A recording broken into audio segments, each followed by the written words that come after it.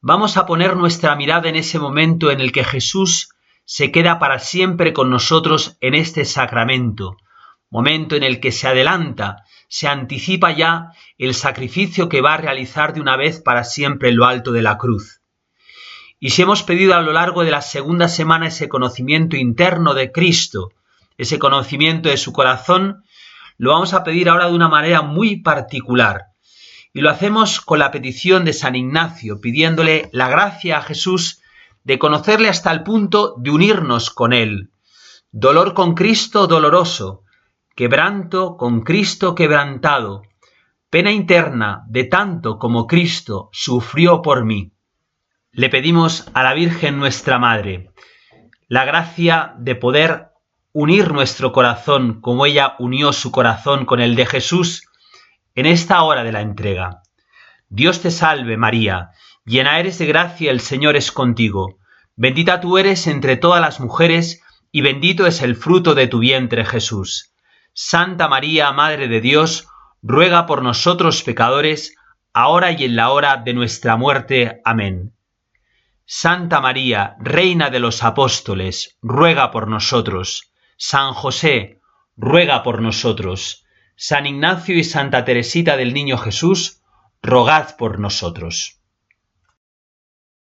Leemos el texto de la primera carta del apóstol San Pablo a los Corintios, donde se nos describe la institución de la Eucaristía.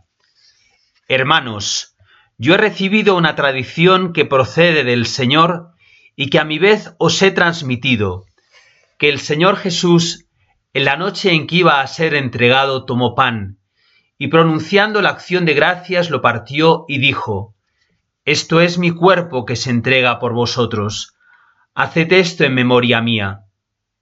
Lo mismo hizo con el cáliz después de cenar diciendo: Este cáliz es la nueva alianza en mi sangre. Haced esto cada vez que lo bebáis en memoria mía.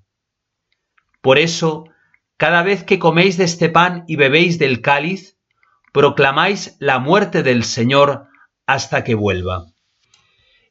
En esta tercera semana de los ejercicios, en la contemplación de los misterios de la pasión, muerte y resurrección del Señor, San Ignacio quiere que contemplando estos misterios nos identifiquemos más con Jesús, nos unamos con Él y así confirmemos la elección de una vida como la de Jesús, pobre, humillada y sacrificada como la suya. Se trata en esta tarde, en esta noche, de hacer nuestras las palabras de Jesús en la institución de la Eucaristía, que contemplando el misterio que celebramos, podamos decir a una con Jesús: esto es mi cuerpo que se entrega por ti, esta es mi sangre que se derrama por ti. Tratamos de adentrarnos en los sentimientos del corazón de Jesús en aquella noche. El corazón de Cristo desea ir al Padre y desea estar con nosotros, porque las delicias de Dios es estar con los hijos de los hombres, y es así como Jesucristo va a realizar el milagro del irse y quedarse con nosotros, pues Él va a permanecer en la hostia consagrada en todos los sagrarios del mundo. Y allí Jesús, desde este momento, está vivo, en cuerpo, sangre, alma y divinidad, es decir, con todo su ser de hombre y con todo su ser de Dios, para ser alimento de nuestra vida espiritual. Es este el gran misterio que celebramos al conmemorar la última cena del Señor todos los jueves santos. Y el sentido de esta celebración lo encontramos en el ambiente que se respira en aquel lugar donde Cristo celebró la última cena.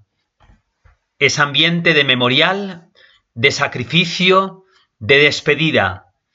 Es ambiente de intimidad. Jesús va a hacer el regalo más grande, su cuerpo entregado, su sangre derramada. Para poder entender el significado de la celebración de la Pascua del Señor, tenemos que remontarnos al Antiguo Testamento, en el que se nos describen diferentes tipos de sacrificios. Entre estos, los sacrificios de expiación de los pecados del pueblo que se hacían sacrificando un cordero.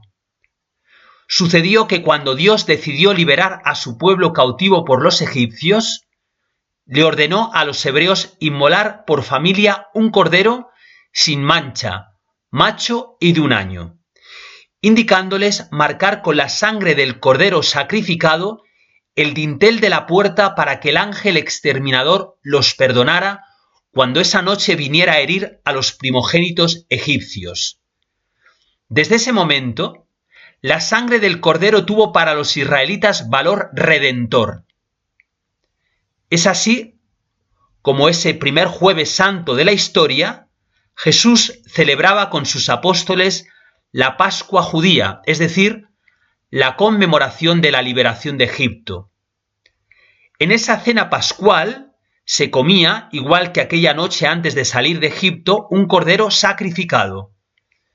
Pero ahí sucede algo imprevisto. Jesús, mientras comen la cena pascual, va a sustituir el cordero pascual por sí mismo. Él se va a entregar como el verdadero cordero pascual. Esto es lo que significan las palabras del sacerdote cuando, presentando la hostia consagrada, dice: «Este es el Cordero de Dios que quita el pecado del mundo». Esas palabras ya las había dicho antes San Juan Bautista, al identificar a Jesús como el Mesías en la ribera del Jordán.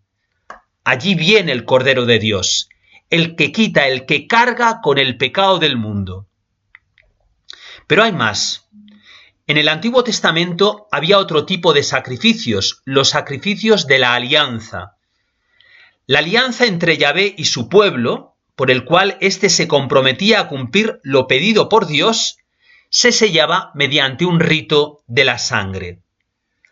Así dijo Moisés a los israelitas, una vez hecha la alianza, rociándolos con sangre de animales sacrificados: «Esta es la sangre de la alianza que Yahvé ha hecho con vosotros conforme a todos estos compromisos». Esa era la antigua alianza. Pero en la última cena, al presentar el cáliz lleno de vino, Jesús dijo: «Este es el cáliz de la nueva alianza, la cual se sella con mi sangre». Ya no es sangre de animales, sino la sangre del Hijo de Dios, la que sella una nueva alianza. Jesús está anunciando su muerte que va a suceder, como sabemos, al día siguiente. Él va a ser el verdadero Cordero sacrificado en lo alto de la cruz, y su sangre derramada, con la cual va a sellar la nueva alianza. El cuerpo entregado y su sangre derramada hacen de la muerte de Jesús un singular sacrificio de alianza, que sustituye la antigua alianza del Sinaí por esta nueva alianza, en la cual el Cordero es Cristo, y en la que no se derrama sangre de animales, sino nada menos que la del mismo Hijo de Dios. Lo que nos tiene que sobrecoger en este momento, la contemplación de este misterio de la Eucaristía como el sacrificio de Jesús, es que todo esto lo hace por mí. San Ignacio insiste en que consideremos durante la tercera semana que por mis pecados Jesús va a la cruz. Por mí significa por amor a mí, por mis pecados, en mi lugar. Ese es el por mí de Jesús. Dejemos que Jesús nos diga que Él se queda en la Eucaristía, Él se sacrifica en cada Eucaristía, por mí. En esta nueva alianza, alianza que es perfecta, Jesús me redime de mis pecados y me asegura para siempre el acceso a Dios y la posibilidad de vivir unido a Él, de esta forma tan única y particular, mediante la recepción de su cuerpo y de su sangre en la comunión. Sacramento de salvación que nos deja instituido en el primer jueves santo de la historia. El significado de este misterio de fe, que es la presencia real de Jesucristo en la hostia consagrada, y el sentido del sacrificio de Cristo en la cruz, está expuesto de manera elocuente en la película de la Pasión de Mel Gibson. En este filme vemos que al llegar a Jesús al Gólgota, soltando la cruz, mira al cielo. Enseguida cambia la escena a la última cena, cuando le son presentados a Jesús los panes cubiertos con un paño. De inmediato, la imagen hace que volvamos al Calvario y veamos a Cristo siendo despojado de sus vestiduras. El cuerpo desnudo del Calvario es el mismo cuerpo del pan de la cena, Corpus Christi. Ya crucificado, antes de ser levantada la cruz, la película nos traslada al preciso momento de la institución de la Eucaristía. Jesús toma el pan en la mano, lo parte y dice: «Tomad y comed todos de él, porque este es mi cuerpo que será entregado por vosotros». Ya su cuerpo, el mismo que nos había ofrecido en la última cena y que nos ofrece en cada Eucaristía, ha sido entregado en la cruz. Consideramos este misterio. La Eucaristía, el regalo de la noche del jueves, es el regalo más grande que Jesús nos ha dado, pues es el regalo de su presencia viva entre los hombres. Es cierto, se ha quedado escondido en la hostia consagrada, pero no podemos decir que su presencia no es real por el hecho de no poderlo ver. En efecto, es tan real la presencia de Jesucristo, Dios y hombre verdadero, en la Eucaristía, que cuando recibimos la hostia consagrada no recibimos un mero símbolo, o un simple trozo de pan bendito, o nada más la hostia consagrada como podría parecer, sino que es Jesucristo, Jesucristo penetrando todo nuestro ser. Su humanidad y su divinidad entran a nuestra humanidad, cuerpo, alma y espíritu, para dar a nuestra vida su vida, para dar a nuestra oscuridad su luz. Jesús nos dice estas palabras: «Quien come mi carne y bebe mi sangre, permanece en mí y yo en él». Ya Santa Catalina de Siena le ha dicho el Señor que al recibirlo a él en la Eucaristía, el alma está en mí y yo en ella, como el pez que está en el mar y el mar en el pez. Así estoy yo en el alma y ella en mí. Traigo a continuación 3 testimonios que nos pueden ayudar a agradecer al Señor el don inmenso de haber conocido este misterio de la Eucaristía como presencia real de Cristo, sacrificio, banquete de comunión en su cuerpo y en su sangre. El primer testimonio es el de Rosalind Moss, mujer judía que se convirtió al evangelismo y finalmente acabó en la Iglesia Católica. Fue criada en un hogar judío practicante. Con gran emoción ella cuenta cómo su familia cada año celebraba la Pascua, recordando cómo Dios los salvó de la opresión terrible de Egipto y los llevó por el desierto hasta la tierra prometida. Rosalind describe la preparación de comida pascual, especialmente el cordero. Cuando se le escucha a esta mujer, se da cuenta que los rituales descritos en la primera lectura continúan hasta hoy en día en hogares judíos. Ya como adulto, Rosalind hizo un descubrimiento dramático. Leía cómo los hebreos habrían recibido el perdón de los pecados. Cada año ponían sus manos sobre un cordero para transmitir simbólicamente sus pecados al animal. Después de leer los pasajes del Antiguo Testamento sobre el cordero de sacrificio, leyó solamente un versículo del Nuevo Testamento, el versículo donde Juan el Bautista indica a Jesús y dice: «Este es el Cordero de Dios».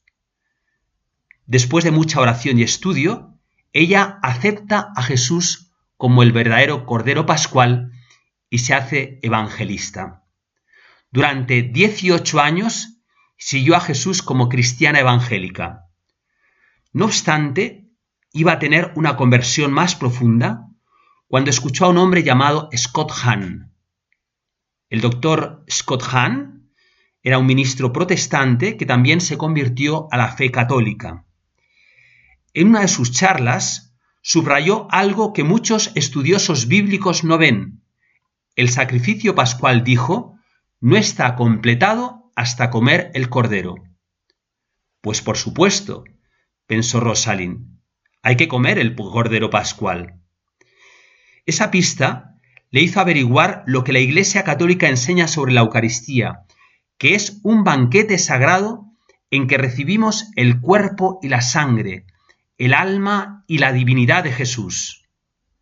Por la gracia, tuvo deseo ardiente de recibir la Eucaristía, y lo hizo en el año 1995 durante la Vigilia Pascual, cuando hizo su profesión de fe como católica. Cuando leo el relato inspirador de Rosalind Moss y de otros convertidos, me hace preguntar si nosotros los católicos valoramos suficientemente el gran don que recibimos en la Eucaristía. Qué agradecidos debemos de estar por el amor infinito de Dios al regalarnos la presencia viva de Jesucristo en la hostia consagrada. Qué agradecidos por poder recibir ese alimento tan necesario para nuestra vida espiritual. Qué agradecidos porque Jesucristo se ha quedado con nosotros para ser nuestro alimento espiritual. El segundo testimonio que traigo para que nos ayude a considerar estos misterios, a agradecerlos, a vivirlos desde este momento con más profundidad, con todo su sentido, es el del Padre Pío. Sin duda alguna, el Padre Pío ha sido un signo para nuestros tiempos, un signo elocuente de la presencia de Cristo crucificado, de Cristo sacrificado de una manera muy particular en el altar. Él era un crucificado sin cruz, un hombre que cuando vivía la Eucaristía, revivía los misterios de la pasión, muerte y resurrección del Señor. Leo a continuación una entrevista que le hicieron en la que él explica todo el valor que tiene la Eucaristía, cómo él vivía la Eucaristía. Le preguntan: Padre, ¿cuánta gloria le da la misa a Dios? Responde: una gloria infinita. ¿Qué debemos hacer durante la Santa Misa? Compadecernos y amar. Padre, ¿cómo debemos asistir a la Santa Misa? Como asistieron la Santísima Virgen y las piadosas mujeres, como asistió San Juan al sacrificio eucarístico y al sacrificio cruento de la cruz. Padre, ¿qué beneficios recibimos al asistir a la Santa Misa? No se pueden contar. Los veréis en el paraíso. Cuando asistas a la Santa Misa, renueva tu fe y medita en la víctima que se inmola por ti a la divina justicia para aplacarla y hacerla propicia. No te alejes del altar sin derramar lágrimas de dolor y de amor a Jesús crucificado por tu salvación. La Virgen dolorosa te acompañará y será tu dulce inspiración. Padre, ¿qué es su misa? Una unión sagrada con la pasión de Jesús. Mi responsabilidad es única en el mundo, decía llorando. ¿Qué tengo que descubrir en su Santa Misa? Todo el Calvario. Padre, ¿por qué llora en el ofertorio? ¿Quieres saber el secreto? Pues bien, porque es el momento en el que el alma se separa de las cosas profanas. Durante su misa, Padre, la gente hace un poco de ruido. Si estuvieses en el Calvario, ¿no escucharías gritos, blasfemias, ruidos y amenazas? Había un alboroto enorme. ¿No le distraen los ruidos? Para nada. Padre, ¿por qué sufre tanto en la consagración? No seas malo, no quiero que me preguntes eso. Padre, dígamelo, ¿por qué sufre tanto en la consagración? Porque en ese momento se produce realmente una nueva y admirable destrucción y creación. Padre, ¿por qué llora en el altar? ¿Y qué significan las palabras que dice usted en la elevación? Se lo pregunto por curiosidad, pero también porque quiero repetirlas con usted. Los secretos del Rey Supremo no pueden revelarse sin profanarlos. ¿Me preguntas por qué lloro? Pero yo no quisiera derramar esas pobres lagrimitas, sino torrentes de ellas. ¿No meditas en este sagrado misterio? Padre, ¿sufre usted durante la misa la amargura de la hiel? Sí, muy a menudo. Padre, ¿cómo puede estarse de pie en el altar, como estaba Jesús en la cruz? ¿En el altar está usted clavado en la cruz como Jesús en el Calvario? ¿Y aún me lo preguntas? ¿Cómo se halla usted, como Jesús en el Calvario? ¿Sufre usted la sed y el abandono de Jesús? Sí. ¿En qué momento? Después de la consagración.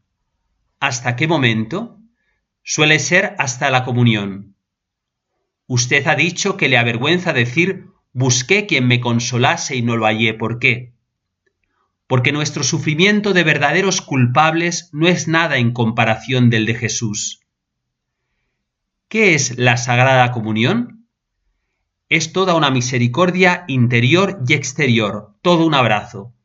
Pídele a Jesús que se deje sentir sensiblemente. Cuando viene Jesús visita solamente el alma, el ser entero. ¿Qué hace Jesús en la comunión? Se deleita en su criatura. Cuando se une a Jesús en la Santa Comunión, ¿qué quiere que le pidamos al Señor por usted? Que sea otro Jesús, todo Jesús y siempre Jesús. ¿Sufre usted también en la comunión? Es el punto culminante. ¿Después de la comunión continúan sus sufrimientos? Sí, pero son sufrimientos de amor. ¿A quién se dirigió la última mirada de Jesús agonizante? A su madre. ¿Muere usted en la Santa Misa? Místicamente, en la Sagrada Comunión. ¿Es por exceso de amor o de dolor? Por ambas cosas, pero más por amor. Si usted muere en la comunión ya no está en el altar, ¿por qué? Jesús muerto seguía estando en el Calvario. Padre, ¿Jesús desclava los brazos de la cruz para descansar en usted? Soy yo quien descansa en él. ¿Cuánto ama a Jesús, Padre? Mi deseo es infinito, pero la verdad es que, por desgracia, tengo que decir que nada y me da mucha pena. Impresionantes las palabras del Padre Pío. Este hombre que vivía como vivía la Eucaristía dice que no ama a Dios nada. ¿Qué será nuestro pobre amor? Pidámosle a Jesús en estos días en los que celebramos su Pascua, que aumente nuestra fe en este misterio. Le oí a un sacerdote decir que cada día que no vamos a misa, pudiendo ir a misa, es un día perdido. Cada día que no visitamos un sagrario, pudiendo visitar un sagrario, es un día perdido. ¿Verdaderamente tenemos a Jesús entre nosotros y lo cuidamos? ¿Lo tratamos verdaderamente como el Dios vivo entre nosotros? ¿Nos alimentamos con fervor? ¿Asistimos, como nos decía el Padre Pío, al sacrificio, sacrificando también nuestra vida, poniendo sobre la patena del sacerdote nuestras alegrías y nuestros sufrimientos, nuestros triunfos y nuestros fracasos, todo nuestro ser, alma, vida y corazón? Y el tercer testimonio, el del cardenal Bantuan. En una de las primeras conferencias de estos ejercicios, hablaba de él, este arzobispo vietnamita, que estuvo en prisión 13 años, un mártir de nuestros tiempos. Fue creado cardenal por el Papa Juan Pablo II en el año 2001 y falleció en el año 2002. Escribía este testimonio de sus años en la cárcel. Cuando me arrestaron, tuve que marcharme enseguida con las manos vacías. Al día siguiente me permitieron escribir a los míos para pedir lo más necesario: ropa, pasta de dientes. Les puse: por favor, enviadme un poco de vino como medicina contra el dolor del estómago. Los fieles comprendieron enseguida.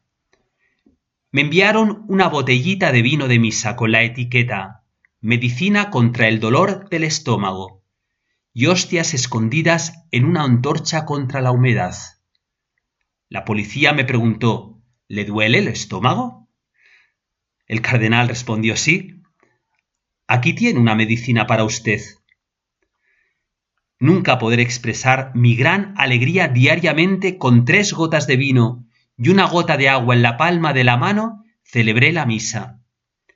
Este era mi altar y esa era mi catedral. Era la verdadera medicina del alma y del cuerpo, medicina de inmortalidad, remedio para no morir, sino para vivir siempre en Jesucristo, como dice Ignacio de Antioquía. A cada paso tenía ocasión de extender los brazos y clavarme en la cruz con Jesús, de beber con él el cáliz más amargo.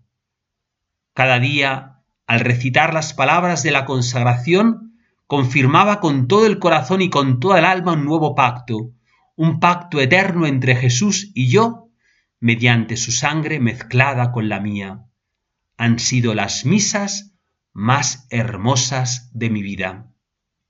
Recuerdo que durante la pandemia, que en nuestro seminario no sabíamos qué hacer ante tanta desolación de la gente que nos llamaba, que preguntaba qué hacer, y nosotros lo único que podíamos hacer en ese momento era rezar.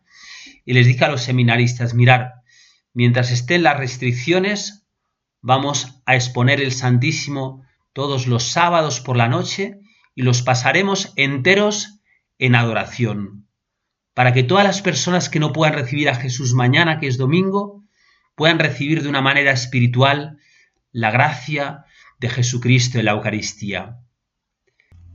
Todos los sábados poníamos bajo el corporal en el que se exponía el Santísimo las intenciones de las personas que nos confiaban, enfermos, difuntos, necesidades. Varios días teníamos unas cuantas hojas. ¿Y qué deseo más grande se suscitó en los seminaristas de amar más la Eucaristía, de ser buenos sacerdotes? También recuerdo cuando acabó la pandemia, cuando acabaron las restricciones, las primeras misas que celebré ya con pueblo fiel, que me impresionó mucho ver gente que se acercaba con verdadero fervor. A veces el Señor permite estas situaciones que no podemos decir que sean positivas ni buenas, lógicamente. ¿Cómo va a ser bueno que nos privemos de la Eucaristía? Pero permite, como ha permitido los mártires en épocas de persecución, para que valoremos más lo que tenemos. Es un regalo tan grande tener tanta facilidad para asistir a la Eucaristía. Y cuidado, que dentro de unos años ya no será tan fácil, especialmente para algunos lugares. Estos días del seminario están saliendo las cifras de las vocaciones y hay un descenso tremendo de las vocaciones en España. Las razones son muchas, ¿no? Pero una de las razones más fuertes es que la secularización ha hecho que la fe se esté perdiendo en masas, ¿no? Y que haya cada vez menos jóvenes pues que accedan a la fe y familias que vivan la vida cristiana. Y luego hay otras muchas razones, evidentemente, ¿no? Pero esto nos tiene que hacer pensar cómo tenemos que valorar el momento presente y cómo tenemos que pedirle al Señor que envíe operarios a su mies, que no nos falte el pan de la palabra y de la Eucaristía. Hacemos una breve pausa para darle gracias al Señor por el don inmenso de la Eucaristía, para poner nuestra mirada en ese sacrificio que se está realizando ahora en miles de lugares del mundo.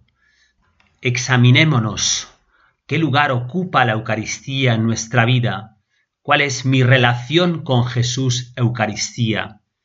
Y en tercer lugar, en este silencio, en esta pausa, hacemos una oración muy particular para que el Señor siga suscitando en el corazón de los jóvenes llamadas generosas para que no nos falten santos sacerdotes. Con el deseo de que cada uno de los que están escuchando esta conferencia en este ambiente de Semana Santa, de celebración ya en vísperas del Jueves Santo, podáis tener esa experiencia de reclinar la cabeza, como hizo Juan, sobre el pecho de Jesús, para que podáis escuchar mejor su voz y entender mejor el misterio de su amor personal por cada uno, Cogidos de la mano de un gran santo también eucarístico, San Julián Aymar, vamos a acercarnos todavía más a este misterio de la Eucaristía desde una perspectiva, como respuesta a la necesidad que tiene todo corazón humano. En primer lugar, la razón de la Eucaristía, ¿cuál es? El amor que Dios nos tiene. San Agustín de Hipona resumió de un modo bellísimo el sentido de la vida del hombre en aquella expresión conocida: nos hiciste, Señor, para ti, y nuestro corazón está inquieto hasta que no descansa en ti. Por muchas vueltas que queramos darle, el hombre está hecho para la felicidad, y la búsqueda de la felicidad nos mantiene en estado permanente de inquietud, hasta que como fruto de esa búsqueda nos encontramos con aquel ante el único que podemos exclamar: «Oh Dios mío, para ti has hecho mi corazón». Sí, el corazón del hombre tiene por naturaleza necesidad de amar y ser amado, porque venimos de un acto creador que tiene como origen y fuente el amor de Dios. Todo lo que es Dios y ha salido de sus manos tiene como razón de ser nada más y nada menos que el amor. Por esta razón, cuando nos preguntamos por qué Dios se hizo hombre, nos encontramos esta respuesta: por amor. Y como prolongación de su encarnación en el tiempo se ha quedado en la Eucaristía. ¿Por qué se ha querido quedar en la Eucaristía? Y la respuesta es la misma: por amor, más aún, porque nos ama y desea ser amado por nosotros. Pensémoslo bien, sin la Eucaristía, el amor de Jesucristo sería el amor de un muerto, un amor pasado, que bien pronto olvidaríamos, olvido que por lo demás sería en nosotros casi excusable. El padre Julián Aymar, en esta perspectiva que acabamos de presentar, la razón de ser de la Eucaristía, que es el amor, habla de las notas constitutivas del amor y cómo éstas quedan satisfechas en la Eucaristía. Veamos la primera, la presencia. Todos hemos tenido la experiencia de que para ser amigos tenemos que estar juntos, tenemos que vernos, y lo que sucede cuando nos distanciamos de nuestros amigos es que se pierde la amistad por muy arraigada que esté. Si nuestro Señor estuviese ausente o alejado de nosotros, pronto nuestro amor se enfriaría, nuestro amor experimentaría los efectos disolventes de la ausencia. Jesús en la última cena, en esa efusión de amor después de la Eucaristía, les llamó amigos míos. Ya no os llamo siervos, sino amigos, les dice Jesús a los discípulos. Explica Santo Tomás que el amigo excita el deseo de estar con el amigo, de tal manera que ordena las cosas de su vida para estar con el amigo, si no, no es tu amigo. En el momento supremo de la pasión, Jesús lo ordena todo para esto, para poder estar con los que había llamado amigos. Esta es una de las principales razones de su presencia permanente en la Eucaristía. La amistad, lo sabemos por experiencia, se forja en la presencia y señala Aristóteles: para ser amigos hay que conversar. Ciertamente, el amor del amigo exige verlo, oírlo y poder conversar con él. Nada hay que pueda reemplazar a la persona amada. No valen recuerdos, ni obsequios, ni fotografías, nada. Esto no tiene vida, nos ayuda, pero no tiene vida. En el huerto de los olivos nos dice el Evangelio: abulsus est, se arrancó. Es decir, le costó separarse de sus apóstoles, porque como reza el libro de los Proverbios, la delicia de Dios es estar con los hijos de los hombres. Para Jesús hay una alternativa. Quiere ir al Padre, pero quiere estar con nosotros. Lo que no puede la inteligencia y la voluntad humana, lo puede el amor de Dios, de tal modo que podríamos llamar a la Eucaristía el sacramento del irse y del quedarse. Hagamos un esfuerzo por entrar en ese misterio imaginándonos un diálogo entre el Padre y el Hijo. Le dice el Hijo: esto de que tengo que pasar del mundo a ti, el Padre confirma al Hijo: sí, es el designio eterno. El Hijo parece apuntarle: ¿pero no podría quedarme un poco más? He pensado una manera. Transustanciación. En el pan, que está en todos los continentes. El Padre le dice: ¿pero has pensado bien que el pan conserve todos los accidentes? Eso es mucha humildad. Y sigue el Padre: ¿pero a quién damos el poder de transustanciar? El Hijo no duda en afirmar: a los sacerdotes. Ante la extrañeza de tal locura, el Padre le dice: pero si son hombres, pueden ser sacrílegos, que te dejen en los sagrarios abandonados, que te toquen con manos impuras. Y concluye Jesús: Padre, hazme caso, tengo que quedarme con mis amigos los hombres. Este coloquio que hemos hecho imaginario nos ayuda a pensar en el amor de Jesús. Dice Julián Eymard: bien lo sabía Jesucristo, nada hubiera podido reemplazar a su divina persona. Nos hace falta Él. ¿No hubiera bastado su palabra? No, ya no vibra. No llegan a nosotros los acentos tan conmovedores de la voz del Salvador. ¿Y su Evangelio? Es un testamento. ¿Y los santos sacramentos no? ¿No dan la vida? Sí, mas necesitamos al autor de la vida para nutrirla. ¿Y la cruz? La cruz, sin Jesús, contrista el alma. ¿Pero la esperanza? Sin Jesús es una agonía prolongada. Los protestantes tienen todo eso y, sin embargo, qué frío es el protestantismo, qué helado está.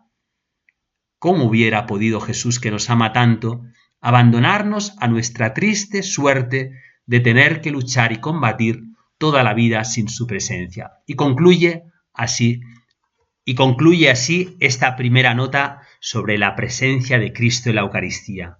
Oh, seríamos en extremo desventurados si Jesús no se hallara entre nosotros, míseros, desterrados, solos y sin auxilio, privados de los bienes de este mundo y de los consuelos de los mundanos, que gozan hasta saciarse de todos los placeres. Una vida así sería insoportable.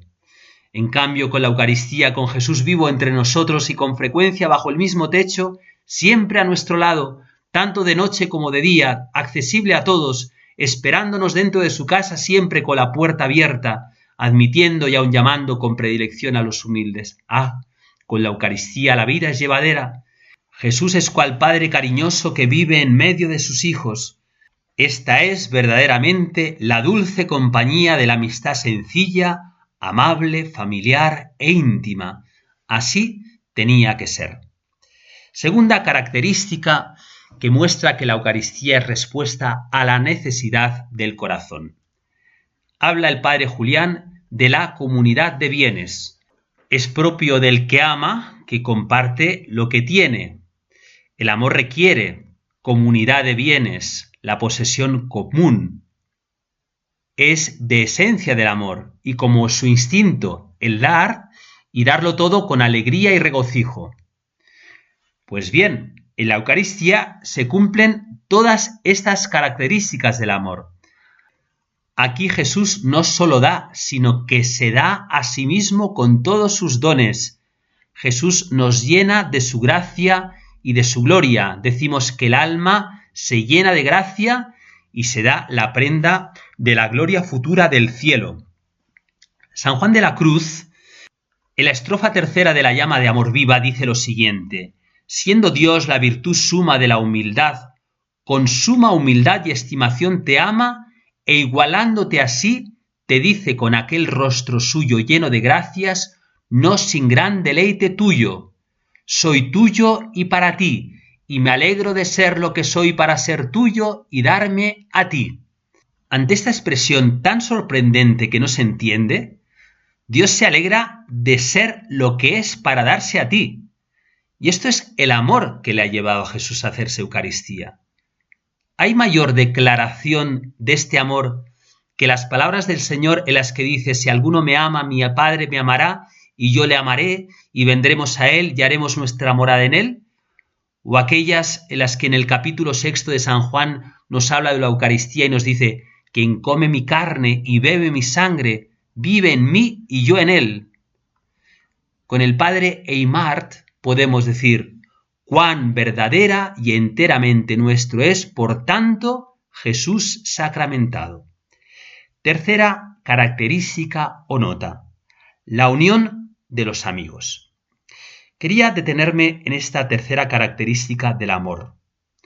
El amor exige la unión entre el amante y el amado. Santo Tomás de Aquino le llama la mutua inesión, que consiste en que el amante está en el amado y el amado en el amante. Los amigos no solo están unidos, sino el uno en el otro y el otro en el uno. El cardenal Ratzinger, en aquella homilía con la que comenzaba el cónclave para elegir pontífice, y en la que el pobre, sin saberlo, se puso en primera fila para ser elegido, comentó el evangelio en el que Jesús llama a sus discípulos amigos, que por cierto es el mismo evangelio que eligió para su primera misa.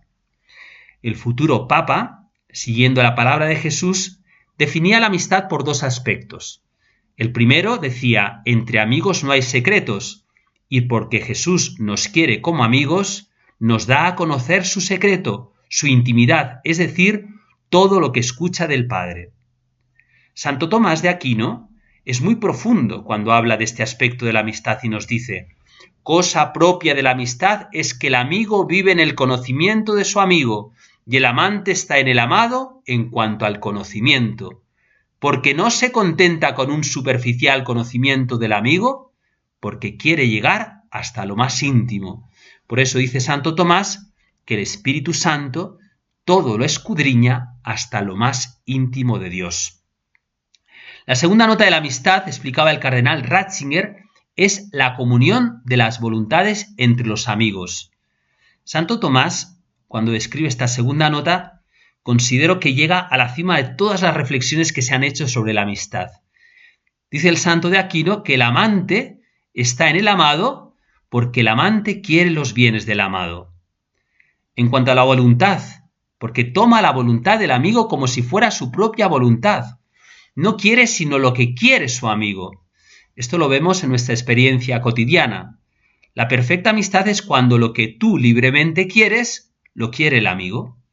La amistad perfecta, por lo tanto, consiste en amar la libertad del amigo. ¿Qué se saca de una persona si hace lo que tú quieres pero no lo quiere? En el matrimonio se entrega la libertad. La tenemos para darla y el valor del matrimonio se cifra en que se entrega. Por la libertad podemos autoposeernos y por la libertad podemos darnos. La amistad, por tanto, quiere la voluntad de su amigo, quiere la voluntad íntima de su amigo. No la ama desde fuera, sino quiere lo íntimo de su amigo. Por eso se requiere un cierto tipo de semejanza. Por eso se pregunta a Santo Tomás: ¿es posible que haya amistad entre Dios y el hombre, siendo Dios Dios y el hombre una criatura? Y responde sí, porque Dios se ha hecho hombre. Dios, haciéndose hombre, nos da su amor, nos da su caridad que nos diviniza, y por eso podemos tratar a Dios como semejantes, como amigos. Este es el milagro de la Eucaristía. Con ella Jesús nos hizo sus amigos. No solo nos ha dado a conocer su intimidad, sino que nos hace capaces de querer lo mismo que Él quiere, en virtud del milagro que Él realiza en nosotros, que es la comunión eucarística, en la que podemos decir con Jesús: este es mi cuerpo que se entrega, esta es mi sangre que se derrama. Dice el padre Aymar: oíd a la madre que expresa esta idea cuando, abrazando al hijo de sus entrañas, le dice: me lo comería. Jesús se somete también a esta ley del amor por él establecida. Tras haber convivido con nosotros y compartido nuestro estado, se nos da a sí mismo en comunión y nos funde en su divino ser. Y concluye: el amor nos hace vivir con Jesús presente en el Santísimo Sacramento, nos hace partícipes de todos los bienes de Jesús, nos une con Jesús. Vemos, por tanto, como todas las exigencias de nuestro corazón han quedado satisfechas en la Eucaristía. Acabo mi reflexión con el recuerdo, el testimonio de tantos mártires, en los que su amistad con el Señor en la Eucaristía ha llegado hasta el punto de identificarse no solo en su misma vida, sino incluso hasta el don de la misma a través del martirio. Un sacerdote que descubrió su vocación sacerdotal gracias a Santa Teresa de Calcuta, muy amigo mío, el padre Pascual Cervera, y que tuvo el privilegio de trabajar con ella 23 años, me contó esta anécdota. Estaba ejerciendo su ministerio en Nueva York y le llamó la Madre Teresa desde Albania. Había llegado a su tierra natal para, después de décadas de persecución, la Madre Teresa hacer una fundación de las misioneras de la caridad. Le urgía al Padre Pascual a coger un avión para cuanto antes celebrar la misa en aquella tierra de misión. ¿La razón? No quedaban sacerdotes. En Albania habían sido asesinados y deportados todos durante la persecución comunista. Al día siguiente el Padre Pascual llegaba a Albania. Se estremeció, nos decía, al contemplar los rostros demacrados de las gentes que pululaban por las calles de la capital, vestidos con harapos y sin saber a dónde ir. Las monjas habían preparado en un descampado un altar para celebrar la misa. Había poca gente. Tocaron una campana de iglesia que estaba sobre el suelo y el padre empezó a celebrar la misa. Se fue llenando en aquel lugar de fieles que al llegar caían de rodillas ante el altar. Habían pasado años sin escuchar una misa. De hecho, no sabían seguirla porque el padre la decía en inglés y las gentes solo recordaban la misa que se celebraba en latín.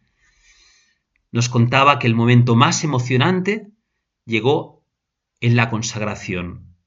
Cuando levantó con sus manos a Jesús Eucaristía, aquellas humildes gentes entre lágrimas cantaron Christus vincit, Christus regnat, Christus imperat. Al finalizar la misa, el padre quiso preguntarles a las monjas qué eran las piedras que habían traído los fieles, traían piedrecitas, y por qué llevaban todos como un escapulario colgado sobre su pecho. Las monjas explicaron que las piedras eran restos de las iglesias destruidas por los comunistas y los escapularios eran trozos de tela de los ornamentos de los sacerdotes martirizados. Estas reliquias y el recuerdo de sus sacerdotes les ayudaron a permanecer fieles a Cristo y a vivir deseando que un día Jesús Eucaristía volviera a hacerse presente en aquellas tierras regadas por la sangre de los mártires. Los mártires de la Eucaristía son los mejores testigos de que todo lo que les he dicho es verdad. Ellos nos recuerdan que la Eucaristía es el regalo más grande, es una necesidad del corazón.